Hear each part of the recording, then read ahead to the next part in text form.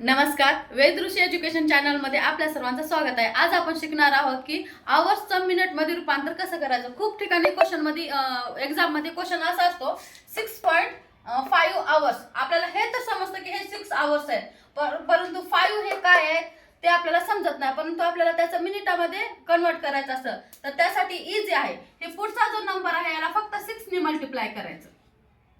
काय येणार मग आपला आन्सर 6.5 6 जा 30 म्हणजे 30 मिनिट्स येणार। हे झालं आपलं आन्सर। इझी आहे। नेक्स्ट तसंच आहे 7 तर तुम्हाला समजतंय, 7 लिहून घ्यायचं कारण 7 आवर्स आहेत। 0.8 ला आपण 6 ने मल्टिप्लाय करायचं। 8 6 जा 48 minutes. Do you understand? Next 8 hours आहेत। 0.3 आहे, 3 ला आपण 6 ने मल्टिप्लाय करायचं।